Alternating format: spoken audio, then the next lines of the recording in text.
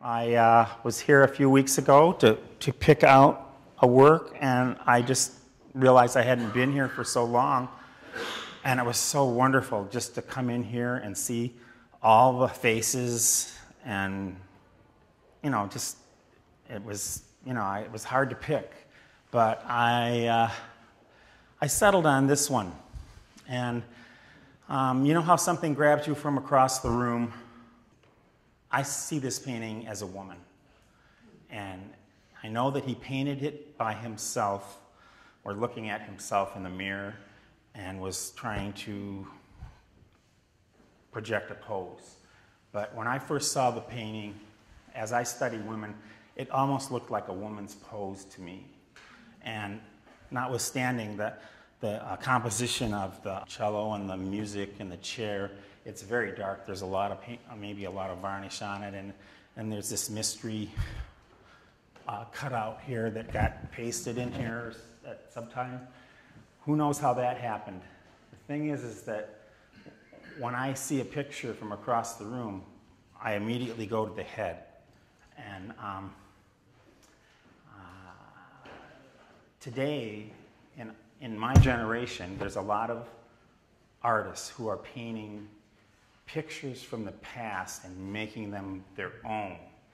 And I taught myself to draw and to paint, and so my pictures are awkward sometimes, but I try to get the emotion through. But I found a quote from Picasso, and I thought I should read this to you because it reminded me of what people are doing today and what maybe he was doing. And he wrote it right after his Cubist era, where he was sort of up in the air about following. He wasn't following anybody else in the world. Don't expect me to repeat myself. My past does not interest me anymore. Rather than recopy myself, I would prefer to recopy others. At least I would bring something new to them. I like discovery too much. What, after all, is a painter? He is a collector who wants to make a collection by doing the paintings he saw in others' collections. That's how it starts, but then it becomes something else.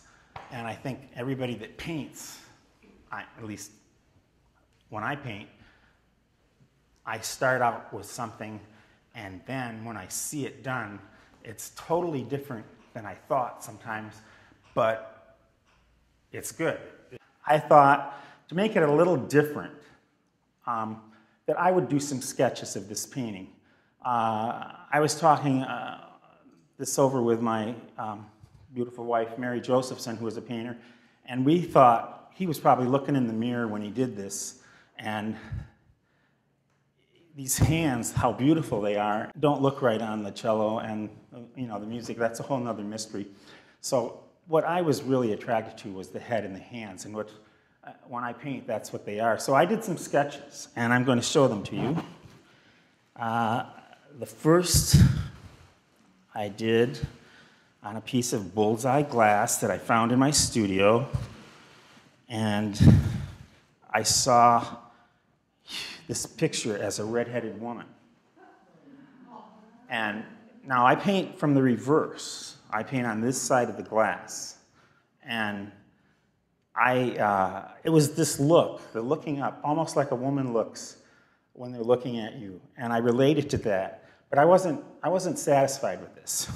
I like this, but there's others. I wanted to, I'd have you pass it around, but it might break. You can put it on a table later and look at it. I wanted to do something, this is another sketch, and I wanted to do the hands and maybe make it dark. But I don't see his beard or his mustache in this. And you can pass this one around. I also, because it's so dark, I love color, as you can see. And so I put some color in the picture. Don't care about the cello or the music or the chair, but I see him or her in a chair, as I do a lot of times. I continually see this green chair. The third one I did, which I think is the best, is I found this piece of curved screen glass, which is sort of a kind of glass that's on a TV screen or a computer screen. So it's not clear, it's opaque a little bit. And this one was my favorite. But of course, it's hard if you don't do this every day. It's that look, only the person is looking the other way because it's painted in reverse. And I thought, this is what I should bring to this group. Because maybe nobody's ever done this before, like made a sketch after the fact, after being inspired by something. I was also, inspired by the Joan of Arc painting and the Hilda Morris sculpture, but this one just seemed very, in place but out of place at the same time, and I related to its awkwardness. Are there any questions? What do you think? Oops. Make noise. Yes? You said that's opaque glass. Well, what do you call it? Non-glare. It's non-glare glass, and it's painted from the reverse. It's hard to grasp because I'm painting that picture. I don't see the beard or the mustache, but I see a woman's pose. And I love the hands. And of course, it's looking the exact opposite because I paint from the reverse. That's why whenever I paint, and I've painted thousands of paintings on glass and plexiglass because I've been doing this since 1973. And it's always a surprise when I turn the thing around and look at it. And it's like, God, it's really cool. Or I'll find Mary and I'll say, Mary, did I mess this up? Is this a piece of crap? And she says, don't do another thing, just leave it just like it is. It's good, Because sometimes, just like you, when you come here, you walk in here 10 times and you look at a painting and you don't get it. And then all of a sudden you go, I love this painting. You don't always get it at the first time. And every time I look at this painting, I see so many things.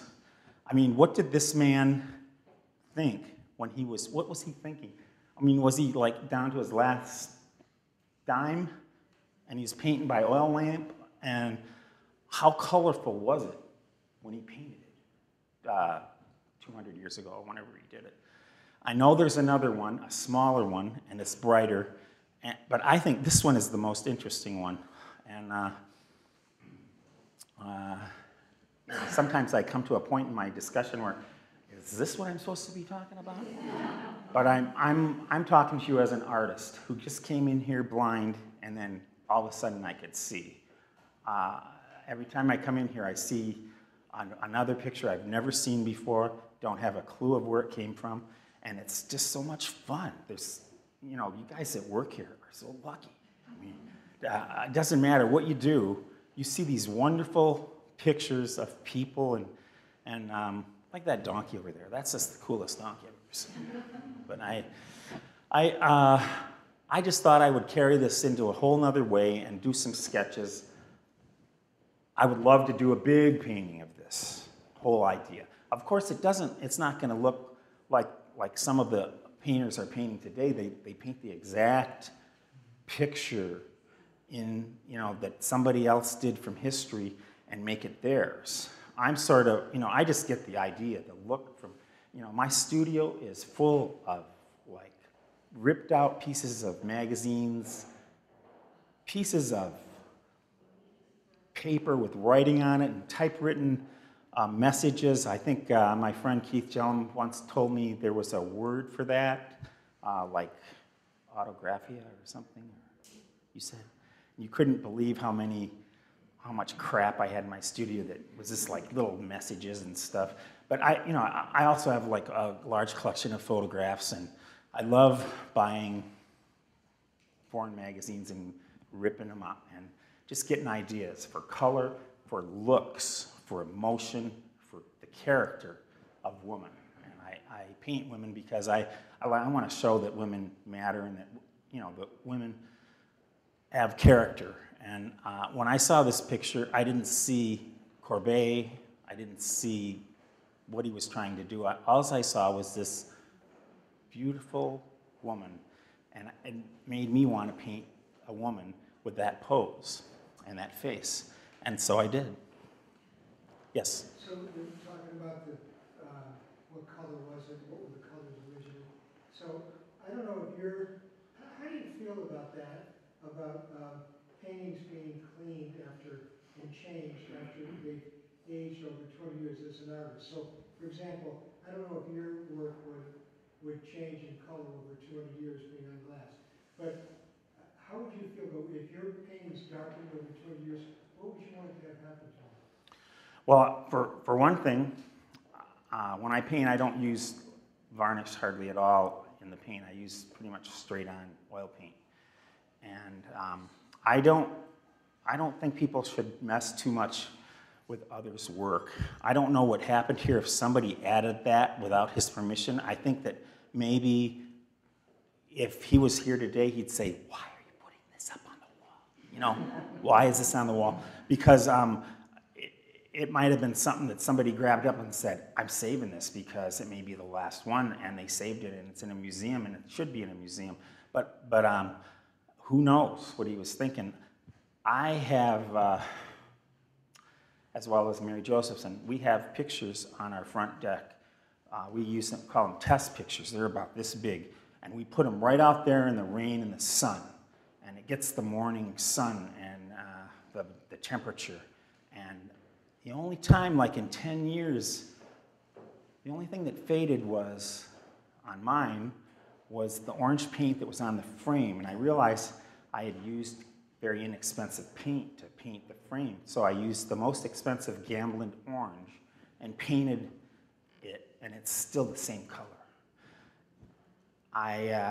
It's the curator's call. When you're dead and gone, what can you do?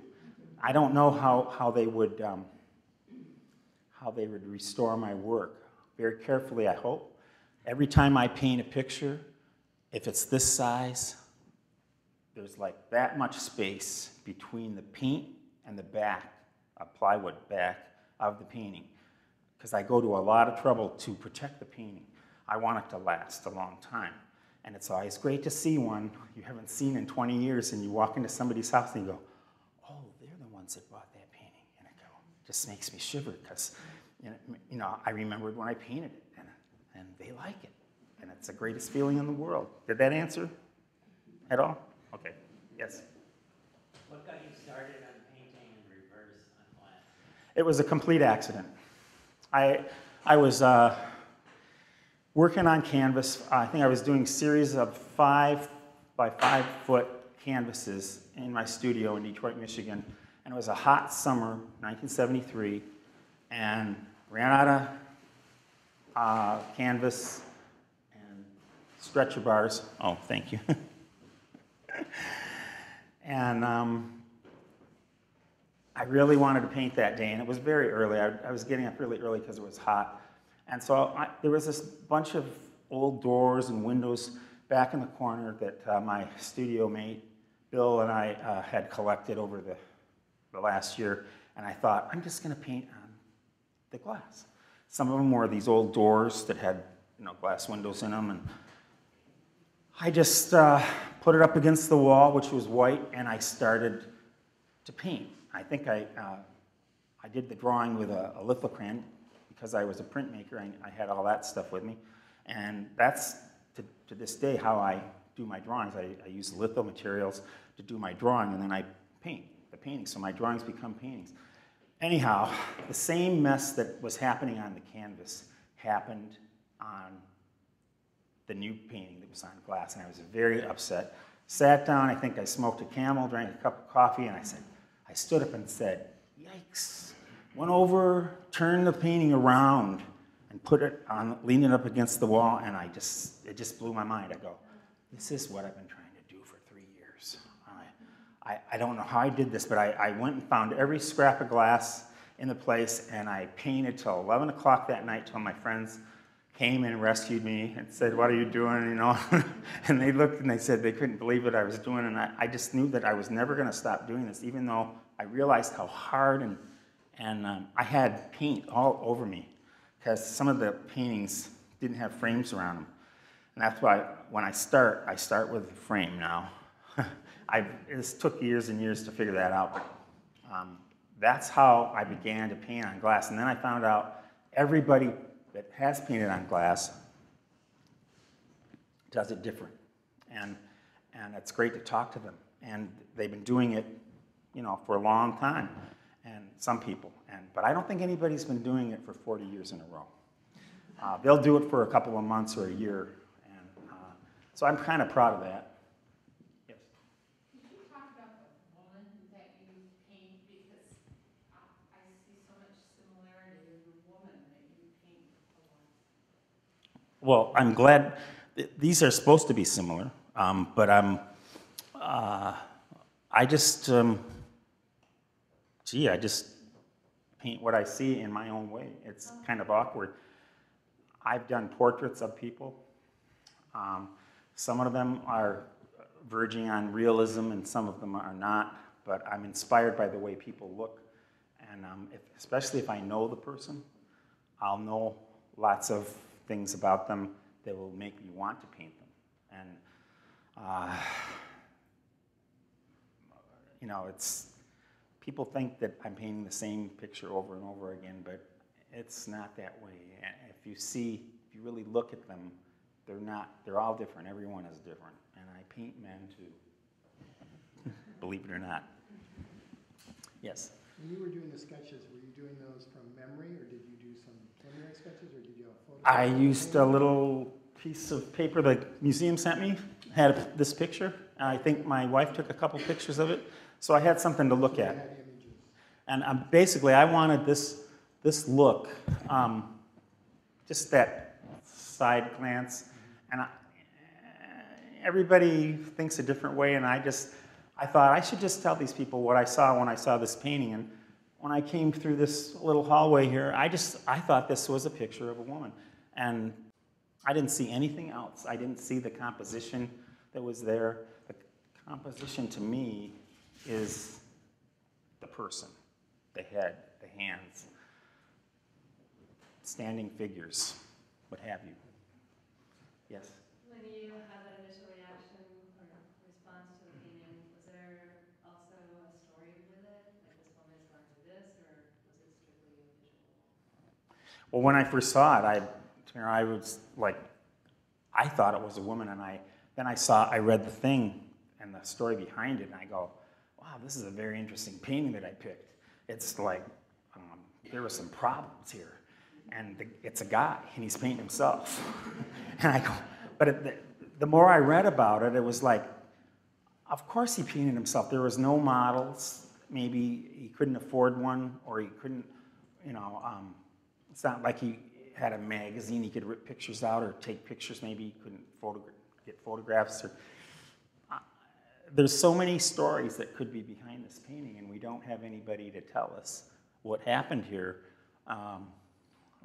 I was inspired by it. Like some of these paintings, they inspire you, but I was inspired so much, I wanted to, draw the look of this person, and I wanted to draw it as a woman. And that's total honesty here. I don't care to paint the music or the cello or the chair. I can hardly see them. I could make them up, but that wasn't the idea that I had. The idea for me was just painting the picture of the woman's head, and yes, Janie? I should know this, but I don't. You are a brilliant colorist, that's how I think of you. And do you choose your colors strictly by instinct, or do you use color theory of juxtaposing, red against blue is going to do this, and do you think of that, or is it just pure instinct? I I start drawing, and I draw for weeks, and I get a bunch of framed pieces of glass. They're all laying around my studio. And then I just take paint out where I gather it. It's in boxes, and it's mismatched as possible. I just squeeze it out everywhere. Sometimes I draw with a tube of paint to get it on there faster before I start hitting it with a brush. And I actually do hit it with a brush. And I don't have this perfect palette, but they're really interesting looking. And if you walk by them, you'll probably get paint on you. Keith. Well, I don't want to tell on you, but... Go ahead. Greg and I have known each other for 30 years, and the things that have stood out in his work that I see in this, especially, I'm not surprised that you were drawn to this painting, is there's always this incredible emotion in every one of Greg's paintings that I've ever seen. I've seen a lot. And it's always been very moving to me. I'm the proud owner of 2 of his paintings, and I just, every time I look at them, I get the joy of feeling his own emotion in them. And the emotion in his face, for instance, is very intense, and I can see why you were drawn to it, not to mention the light and in the face. But anyway, I'm just a big fan. Thank you. Thank you. Yes. I was just thinking, you know, as a self-portrait, he's doing, if he were a photographer, he's doing all the no-nos. You would never photograph a portrait with raccoon eyes like that. But he seems to want that incredibly dramatic lighting on the face, and it just brings out this anguish in his face. And I was thinking, you actually aren't so much pulling anguish out of the women's faces. They seem to me more yearning, whereas he's really going for such dramatic contrasts there that it almost seems as though he's trying to turn himself, and I mean, he could be absolutely in poverty. I wouldn't doubt Yeah. for a moment that he's extremely poor and desperate and wants to eat. Hungry, yeah. But there's still something very, that he's turning himself into sort of pure spirit by making those dramatic contrasts. Yeah, and the fact that he redid the painting, I guess it's a lot smaller, and there's no extra things in it, and it's brighter. I think, is it Montreal or somebody has it, and I think I might have seen a picture of that too, but this is the one, this is probably the better of the two, just because of how weird it is, you know, the patched part of it, or, you know, how do they do that? No. Oh, yes. Gregory, what's the date on the painting? Oh, 1847, and he lived from 1819 to 1877. So it's, I don't know, it's almost as old as I am. What's the title of that painting? Well, it's, I'm not sure if I pronounced this correctly, but it's violoncellist. It's like violoncellist, but it's Violon. And in the other version he did of this, he just called it the cellist, and that's what I call it too. But I've never heard that word until I saw it in that picture. Yes. I noticed that in your favorite one, the red of the chair is a color that you've chosen. Did you realize that? I knew the red was in there, but I wanted just a subtle, just a soft background that changed. Like, that's the way I do shadow. I knew when I did the redhead that I had made a big mistake. I naturally, you know, just changed things to, I wanted to put color in the picture right away, because sometimes the way you look at it, you can hardly see the hair. You can't see his mustache or little beard or even hardly his hair, but unless you look closely. But when I saw the hair, I saw a woman's hair, and I saw a woman's look. And Yeah, it is, but, yes. Does the ear on the one you like, it's not in the painting, is that? Oh, I had to put the ear in. I had to put the ear in. Yeah, I even though you can't see it in there, I think it's there. I put it in there. When I put that ear in, I knew that was my favorite one, because I like ears and noses. You know, the people always try to hide, but I don't. Anybody else? Are you having a good time? Yes? Are you left-handed or right-handed? Right-handed. I see things in reverse all the time. I do things in reverse and I don't even know it. I'm walking around with my t-shirt inside out. And, you know, it's like I go, oh God, you know, it's like I put them on and I don't even know it. And I realized this just about 10 years ago that's why I had so much trouble in math and chemistry in high school and college.